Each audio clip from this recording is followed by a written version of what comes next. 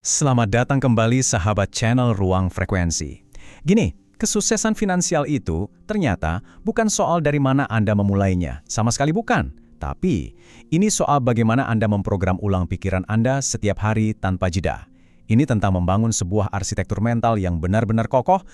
Pernah nggak sih Anda nanya ke diri sendiri, saya ini udah kerja keras banget, banting tulang, tapi kok ya hasilnya gini-gini aja? Kalau pernah, Anda nggak sendirian. Banyak banget yang ngerasa kayak gitu, rasanya tuh kayak lagi lari di atas treadmill, capeknya dapat, keringatnya banyak, tapi nggak kemana-mana. Nah, disinilah letak titik baliknya. Masalahnya itu bukan di luar sana, bukan soal kondisi ekonomi, bukan juga soal kemampuan Anda. Jawabannya ternyata ada di dalam diri kita, tepatnya di dalam arsitektur pikiran yang kita jalankan setiap hari. Oke, mari kita mulai bedah dari akarnya ya, sumber masalahnya. Kebanyakan dari kita seringkali tanpa sadar itu kejebak dalam sebuah siklus yang namanya siklus finansial reaktif. Coba dilihat perbedaannya. Di sebelah kiri, ini pola reaktif yang umum banget. Bangun, kerja, pulang dalam keadaan lelah, tidur, besoknya diulang lagi.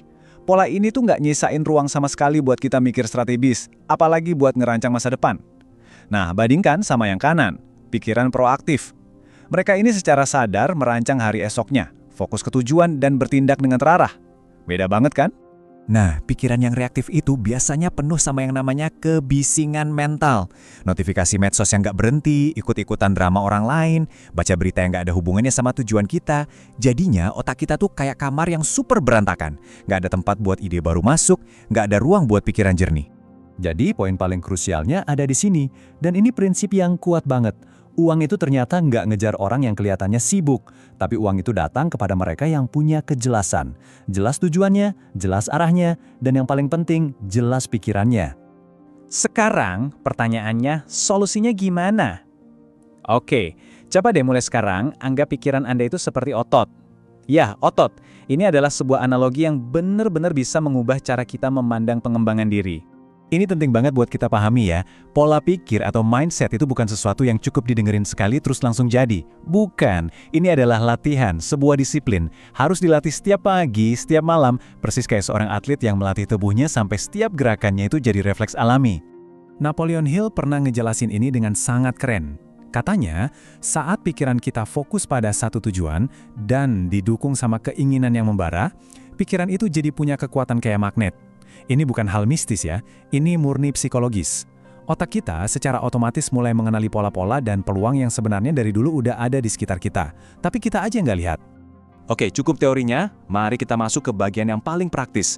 Gimana sih cara kita ngebangun arsitektur pikiran pemenang ini?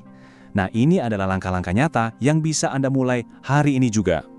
Ini dia kerangkanya, fondasi arsitektur pikiran baru Anda. 1. Punya satu tujuan finansial yang spesifik banget. 2. Tulis tujuan itu setiap pagi dan malam. Tujuannya apa? Biar nancep di alam bawah sadar. 3. Lakukan satu aja tindakan kecil setiap hari, yang penting mendekatkan ke tujuan. 4. Jaga pikiran Anda. Begitu ada pikiran negatif muncul, sadari, evaluasi, dan langsung ganti. 5. Pilih lingkungan Anda. Dan yang terakhir, nomor 6, yang paling penting, konsisten. Lakukan ini semua tanpa tawar-menawar sama diri sendiri. Tunggu sebentar, sebelum kita lanjut lebih dalam, kita jeda dulu sejenak. Kalau apa yang kita bahas sejauh ini ngasih Anda sebuah percikan semangat, sebuah inspirasi, tolong tunjukkan dukungan Anda. Klik tombol suka dan juga berlangganan sekarang, biar kita bisa terus tumbuh bareng di komunitas ini. Dan satu hal lagi, ayo kita buat komitmen ini jadi nyata. Deklarasikan ke diri sendiri dan biarkan semesta jadi saksinya. Coba sekarang juga, tulis di kolom komentar, mulai sekarang pola pikirku selaras dengan kelimpahan. Oke, kita lanjut ya. Sekarang mari kita bahas lebih dalam salah satu langkah yang tadi saya sebutin, yaitu langkah kelima. Ini adalah faktor dari luar yang pengaruhnya luar biasa besar ke dalam diri kita, yaitu kekuatan lingkungan. Lingkungan itu bukan cuma soal tempat fisik ya. Lingkungan itu adalah semua yang Anda izinkan masuk ke dalam pikiran Anda. Informasi yang Anda baca, konten yang Anda tonton, orang yang Anda ajak ngobrol. Otak kita itu dirancang untuk beradaptasi.